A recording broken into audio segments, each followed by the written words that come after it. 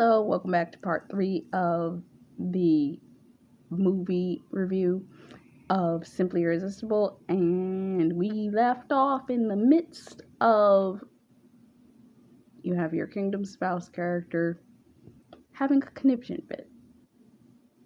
He's trying to figure out what in the world is wrong with him because he just stole a whole container of eclairs, caramel eclairs, from an old couple. Your God ordained spouse, and I was trying to make this point before I got cut off. Your God ordained spouse, he's probably feeling like he's in fear of certain things in relation to you in the same way you're feeling fear and cringy and curl up in a ball about in relation to certain things about him. He's losing it with you.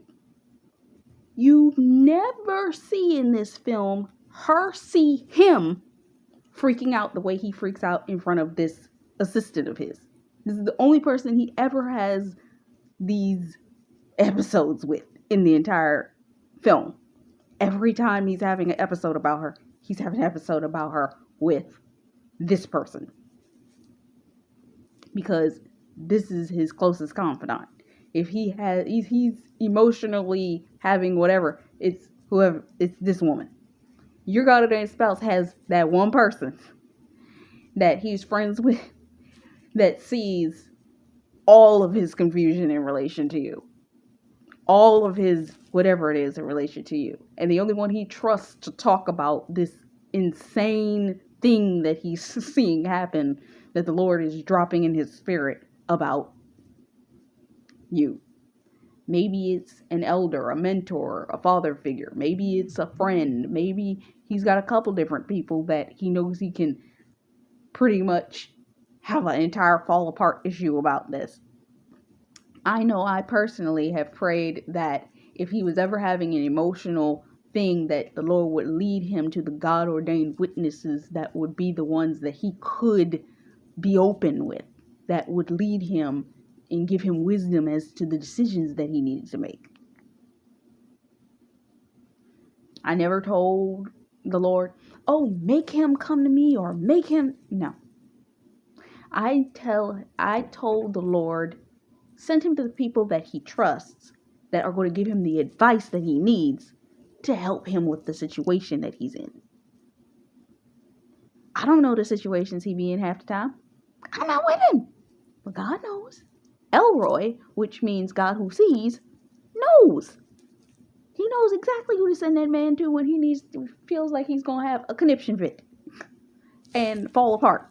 He knows exactly. He's like, go fall apart in front of that person. That's the person you need to fall apart in front of, because that's the person going to have the wisdom to tell you what you need to know and give you the answers that you need. God ordained destiny helpers, his Jonathan, whoever that Jonathan character is, to his David. So, he has a conniption fit and doesn't know what to do.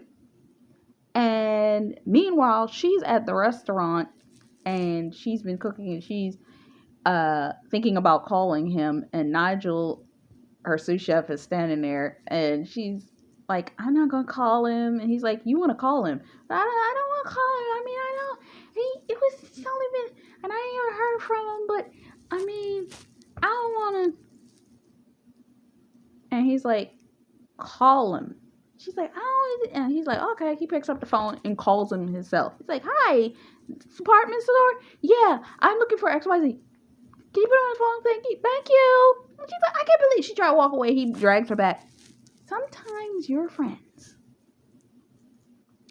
Her confidant is this guy. His confidant was that female assistant. You have somebody that you can talk to about these things. He had somebody that he can talk to about these things. Whether it's a friend of yours, whether it's the people the Lord sends you that seem to have been through the exact same experience and they share it. Maybe I'm that person to y'all. But, yeah. So he calls and makes her stand there until he gets the guy on the phone. But it's at the exact time that he's having this conniption fit and thinks that that's extremely creepy. Your God ordained spouse has been thinking about you, having a panic attack about you, having a whatever about you, and your name has popped up in front of them. Something in relation to you has popped up in front of them. If you're on social media, one of your videos, one of your whatever popped up in front of them at the exact same time that they're having conniption fit about you, which only made them even further be like, that is creepy. How? What? You know how God be doing us. Doing that to him too, but he's not as aware as to what's going on as we are. So, what ends up happening is the assistant's there. She takes the phone. Hey, hi, how can I help you? And he's trying to be like, no. I don't want to talk to her. Because he's like, I can't talk to her. He's terrified. And she, at the same time, is terrified. God has set forth people in you and your God ordained spouse's life that are the intermediaries between the two of y'all. God knows y'all two are too weak in the knees about each other. So he's got to bring in people that are going to push y'all towards each other because y'all both too afraid to really commit the way that y'all need to. So he has to push you into each other through the witnesses he sent strategically to be in place to make sure that y'all get together. So what ends up happening is she gets on the phone and I don't know if she talks to him or just the assistant, but basically it's an exchange and he's looking to he says, I got a meeting this evening. I can't meet with you. My entire evening's booked up. And assistant's like, I think it was him that she talked to because of the fact that the assistant knew he was lying. So if the assistant knew he was lying, she would have told. So I think he was on the phone because the schedule was brought up on the LED screen and it was empty as dry can be. There was no slots filled with anything. The whole calendar was free for the entire week in the afternoon. And he said, I'm busy all evening. I can't meet you. And she's like, oh, well, I guess I'll see you when I see you.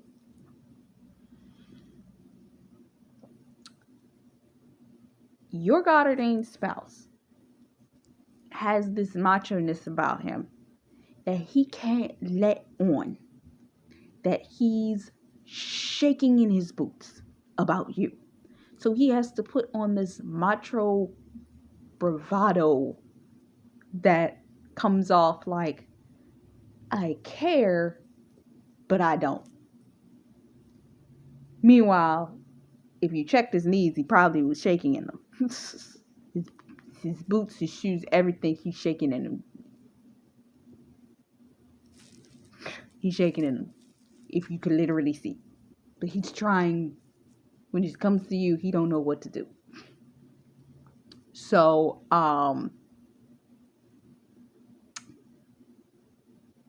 but he can't hold it up. So he feels so bad that by that evening, he decides to, thinking I'm going to slip by. And then I know I done came at like 10:30 at night. She got to have closed that restaurant because they close at 10 o'clock. I know, because he shows up at a ridiculous time, 10, 11, 12 o'clock at night. And he walks up there with flowers in apology. And it's like he was hoping to make sure that she didn't show up so he would have the excuse not to see her. Though technically he wanted to. I don't get men. Do you get men? I don't get men.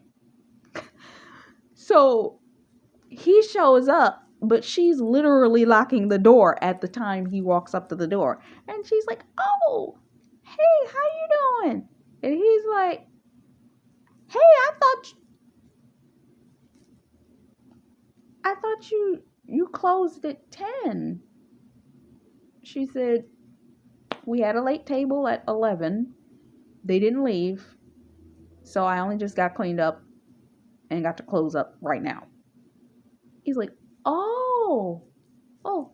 She's like, oh, you brought orchids. He had brought a whole thing of orchids, and I think it had some type of vanilla in it or something else. And she's like, I love that. And he hands it to her, and they start to talk. And he's like, I came because I felt bad. And she's like, oh, you're meeting. Yeah, how did that go? And he can't even lie. He can't even lie. He like, meeting, I didn't have one. Sorry. It's like I feel like I got something in my mouth.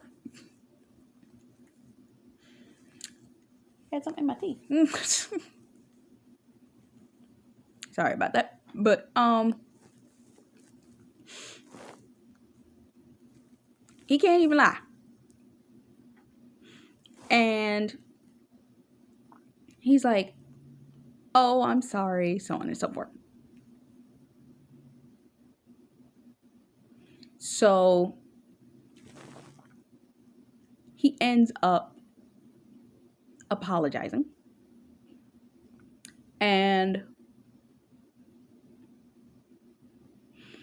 he's standing there and he's like, I'm sorry. And he offers to walk her home. They start walking, take about 3 steps, and land at the next door. And she's like, home. And he's like, oh, you live here.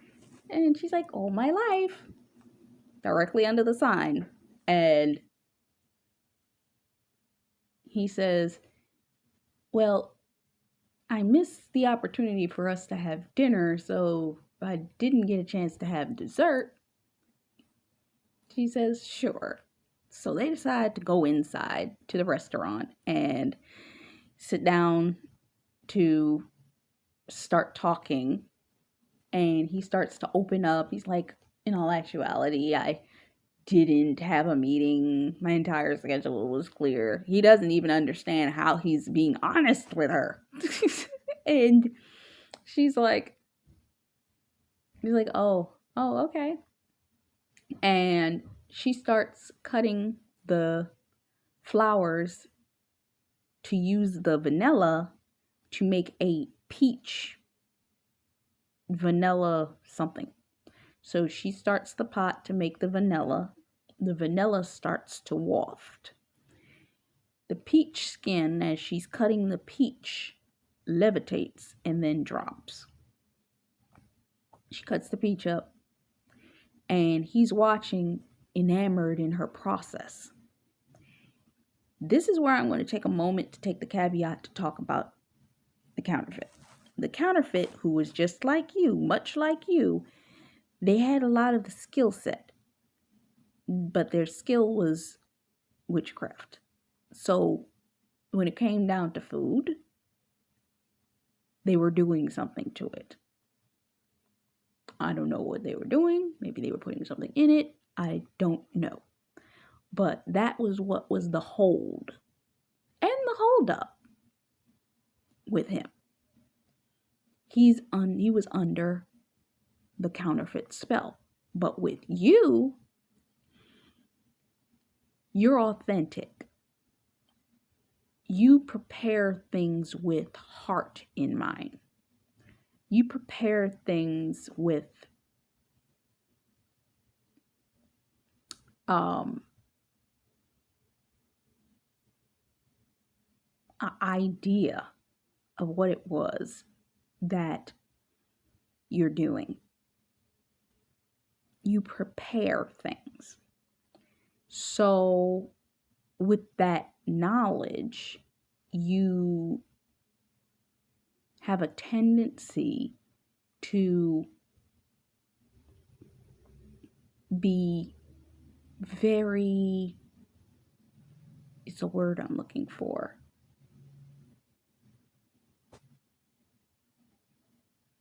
Not prepare. I said prepare, not plan.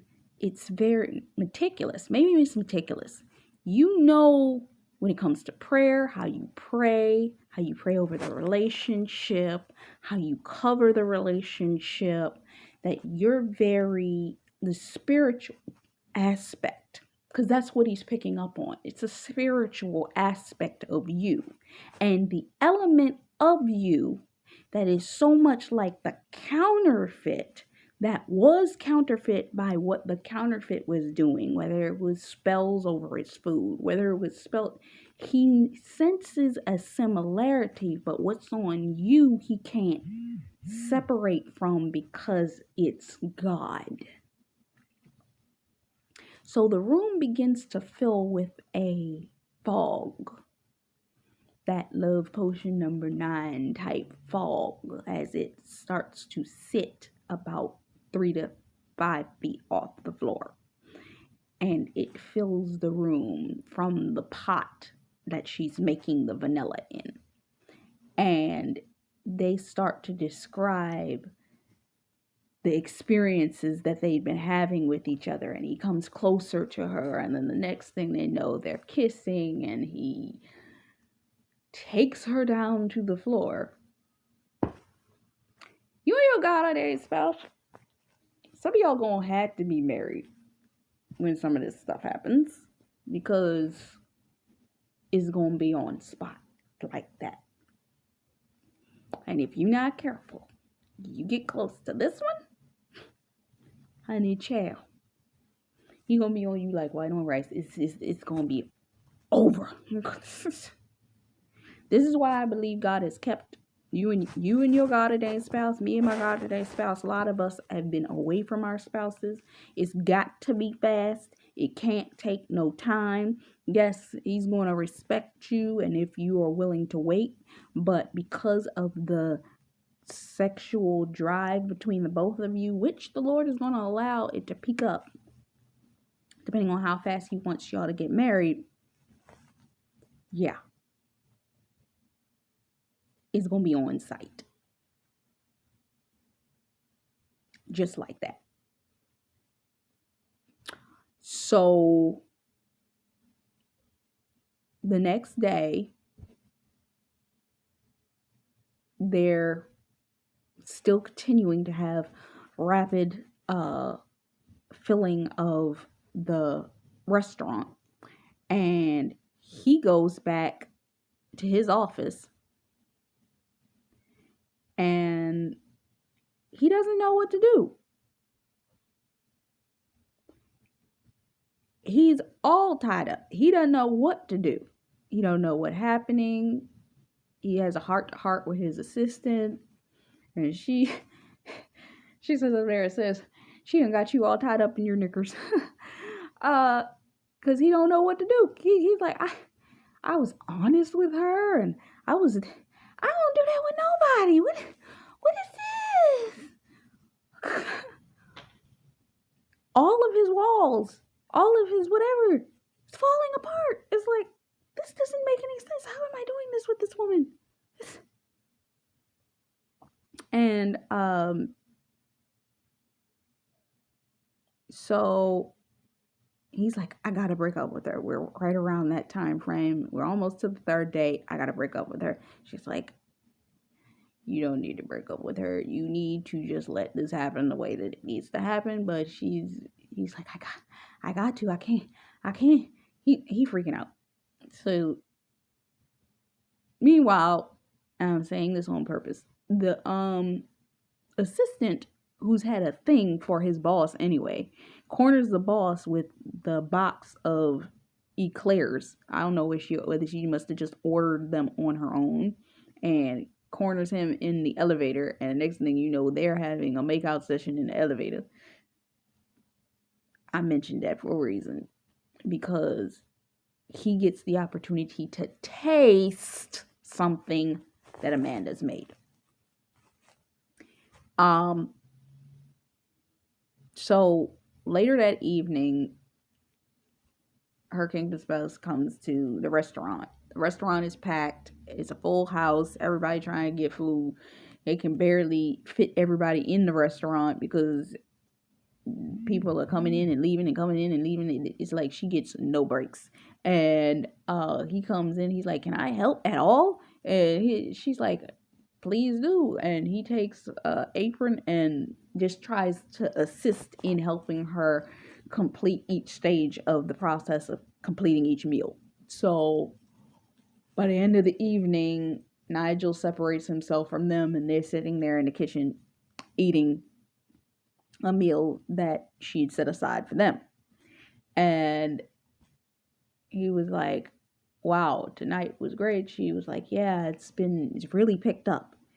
The things that you've put your hands to will only pick up when your goddamn spouse shows up. You don't even have to be married to him. It's just being connected to him has made everything spring up. It's like you can't even catch a break because it's like this much. If it wasn't for his assistant, it was packed in there. It made it easier for her." So, she's sitting there and having conversation with him, and she gets up to make another dessert for the two of them, and she's cutting an apple, and the skin does the same thing. It levitates and floats, and he goes and he picks the skin up like, "Am I saying this again? What is it?" And she goes to continue the process, and then he starts talking about the things that he's seeing. He's like, "And the skin, and the this, and the that, and were you?" And she's like, "Is it really? I mean, we were both at the restaurant." And he's like, "But were we both in that fantasy together?" So he's really just talking about it, but he's also freaking out ever so slightly. And then the next thing you know, they're standing there and they're kissing again, but this time, it's different because when they kiss, they end up levitating off the floor. And this speaks to the fact that when it comes to your connection to your spouse, when you come together, the power of the two of you literally will bring about the elevation you both need. There's going to be an elevation for you, and there's going to be an elevation for him. Something that he didn't even see coming. But it's going to happen because you're there. So they end up on the ceiling. And she's like, "We're floating." And she starts to float down, but he's still up there. Something that you're going to do may also elevate his position to a degree that it'll even be higher above you. Meaning you get there and he's going to jump up to a level that's going to be an elevation. Like you may move together, but there may be some things in his career on his side, aside from you, that's going to be elevated that is even beyond what he could have expected. Like to his ceiling. It's like, and it may also be that he will reach his ceiling in the level that he's on and must go move past where he is. Meaning he's going to have to elevate to a different level. He's going to have to shift. He's going to have to release some things from the level he's on in order for his ceiling to become his floor. Meaning he may have to shift into another position, shift into another career field, or another avenue within the career field in which he's in. That's going to bring his ceiling back to his floor. And when I say bring his ceiling back to his floor, when he was freaking out and she said, "I don't know how to get you down." He's like, "Get me down from here." She just says, "Bibbidi bobbidi boo." And he falls, ceiling to floor. He's going to be elevated to the next level, which is going to be his floor. Now, when she said bibbidi bobbidi boo, here's the catch. You have such a spiritual element to you that you're going to have to be careful about how you use your tongues around him. You're going to have to be careful about how you use your spiritual gifts around him.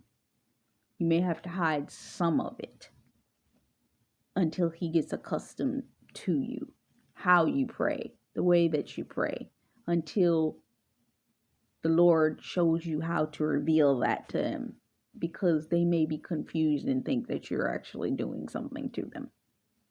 And specifically the tongues, because when I think bibbidi bobbidi boo, I'm thinking tongues. Now, flip side, the counterfeit was actually using clothing tongues. They were probably using clothing tongues, and they probably were doing some type of verbal spell over them too. And coming out of that and then seeing you doing actual tongues, they might be like, are you sure you're not into witchcraft? What is this? Because they don't understand godly tongues like that.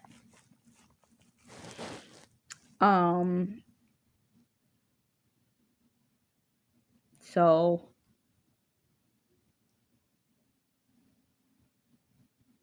after that, she ends up scaring him. So he jumps up and he's like, I don't need all this and this and the other, because he was looking for an excuse. Some of your God-ordained spouses, because they are not used to the level of spiritual connection that you have with God, may be freaked out by the level of connection you have with God. And because of all of the spiritual things that have come from having a day today, aren't I?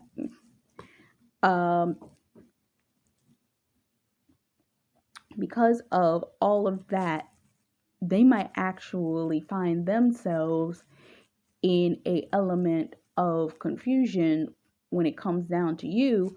So they're like, I gotta go. I can't deal with this. Meaning they got pulled in by you and they're wondering, is this witchcraft?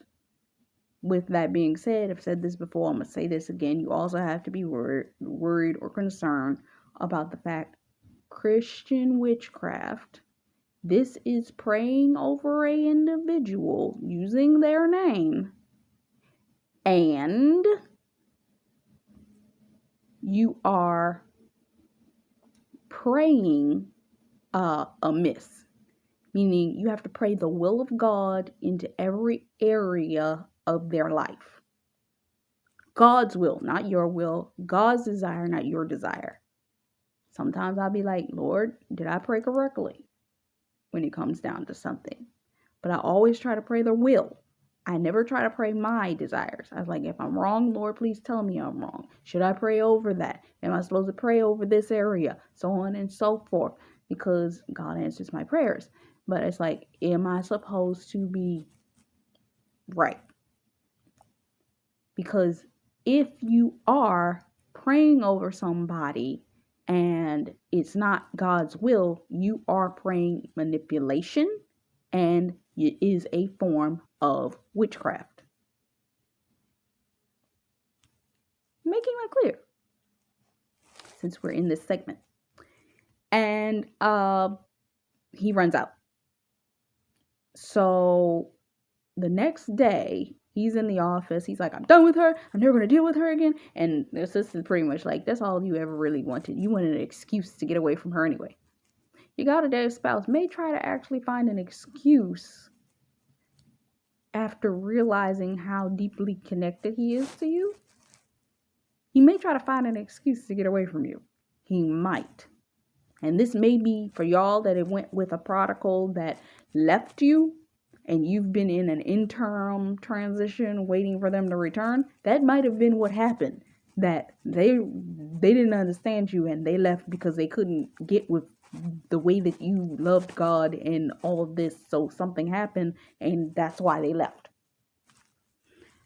And God's orchestrating it to get y'all back together. So he's talking to the assistant, and the assistant is still shaking her head at him. And then I don't know whether this was immediately the next day. Yeah, it had to have been because she brought back his wallet. I forgot that in my notes. She brought back his wallet. When he fell, he left his wallet. So she brought it back to him the next day. Now, as she's coming in to bring the wallet, the assistant said, "So you're the one that's been causing all of this trouble." And she's like, What do you mean? She's like, "I just came to bring his wallet back. He dropped it yesterday." And he's like, he jumping on the couch, and this is the first time she's ever going to see him acting or freaking out aside from the night before when he walked out. He's jumping on the couch and acting foolish and all this kind of stuff because he's like, "Just keep her away from me. She's a witch. She's this. Now,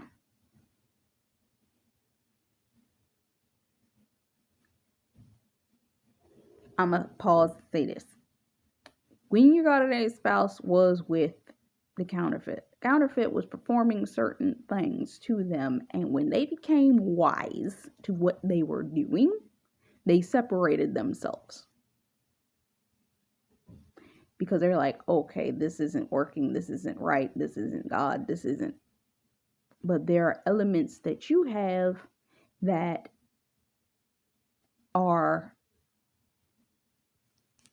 simultaneous or parallel. When they were with the counterfeit that was like you, the counterfeit had put a spell on them. And I heard somebody talking about this yesterday. I don't know whether it was Stephanie P or just Emily, that the counterfeit had done something that whenever they were close to the counterfeit, whatever love spell that was performed through the food, through whatever spell that they used, when they were with this counterfeit, everything worked right. But when they weren't with this counterfeit, everything fell apart. It wasn't until you started praying for them, it separated them from the witchcraft the counterfeit was doing.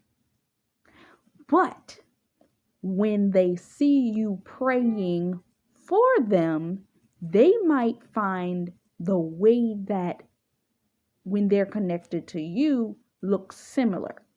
If you have ever been in a relationship that triggered you, the person cheated, the person lied, the person did whatever it was, whatever your trigger is, they may mistake something that you're doing innocently because it's just a part of your routine with God as a trigger warning for them as a remembrance to what happened with the counterfeit when the counterfeit was doing witchcraft to